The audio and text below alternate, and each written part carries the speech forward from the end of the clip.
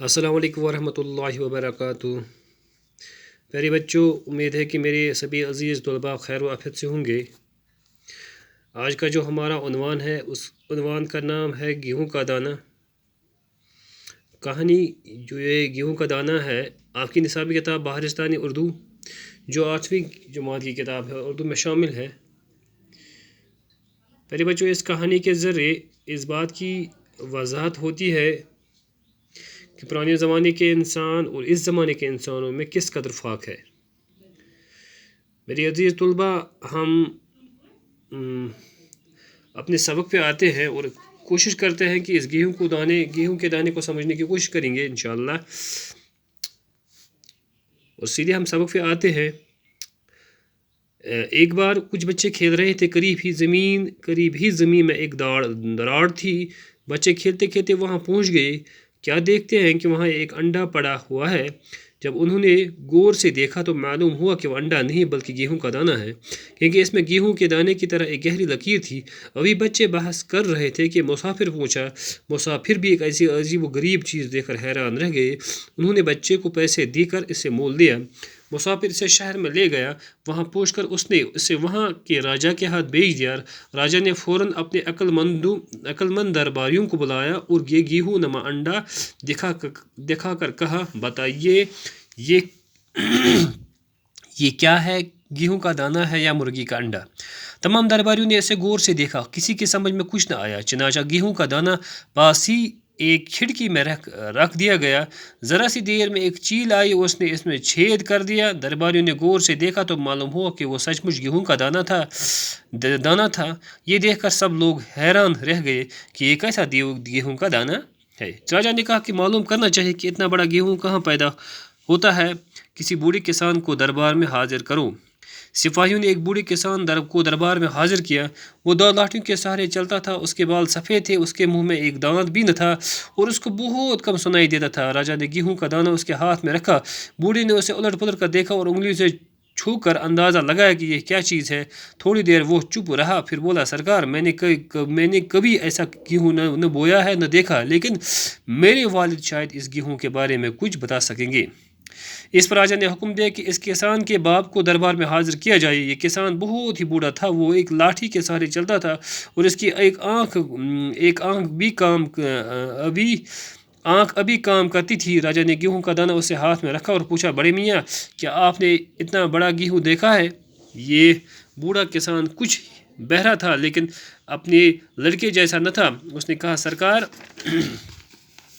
میں نے آج تک کبھی اتنا بڑا گیہوں نہ بویا ہے، نہ دیکھا ہے اور نہ کبھی مول بھی نہیں لیا۔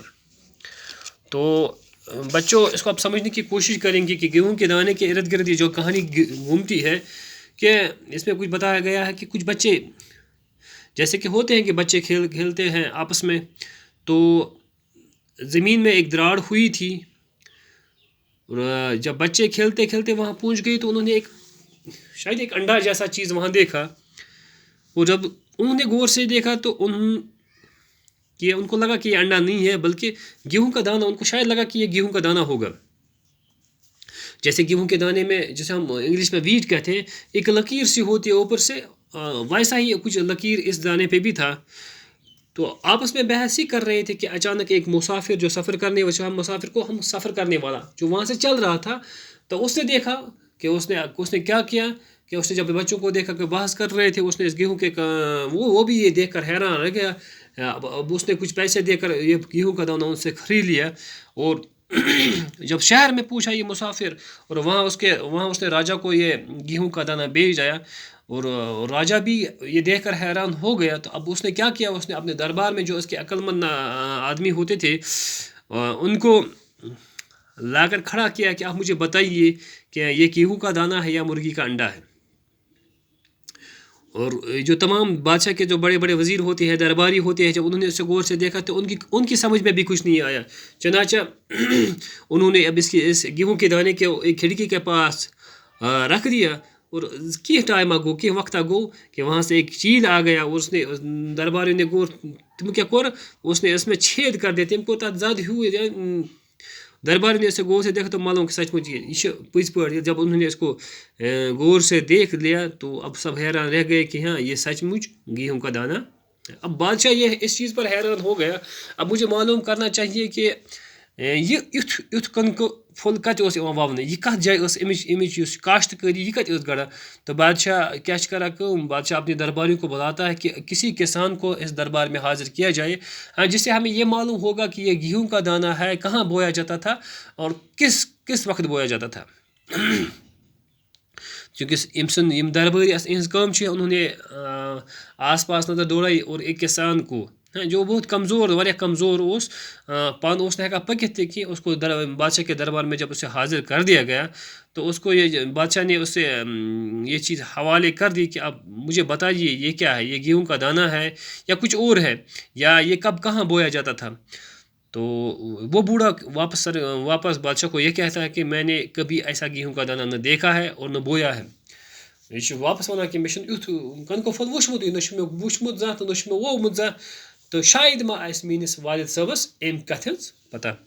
तो इस बात पर शायद कि मेरे बाप को इस बारे में पता होगी। राजा हुक्म देता है, बादशाह हुक्म देता है कि इसके बाप जो है, इसके वालिद जो उसको दरबार में हाजिर किया जाए। और इसके बाप जो वो भी बहुत कमज़ोर थे। हाँ, इस एक आँख से उनको दिखाई देता था, अके अच से वुचित। तो जब ये इस बूढ़े किसान का बाप जब बादशाह के दरबार में हाजिर हुआ तो बादशाह कर कम तम दुत तमिस कनक फुल त्रोनस अथस मज और मुन्नस मे वनिव हज यह तुआ इत कनक फुल वुचम जा। चूँकि अम यु अथस मज वुच क्या वोन अम क्या वन वापस कि ना मे युथ कनक फुल न जा वुचमुत न वोमुत जा और न जा हेतमुत वनुक दान गोबरो। चूँकि बड़ लेसन इंशाल्लाह नेक्स्ट वीडियो लेक्चरस में करो कोशिश इंशाल्लाह यह खत्म करने। अल्लाह हाफिज़।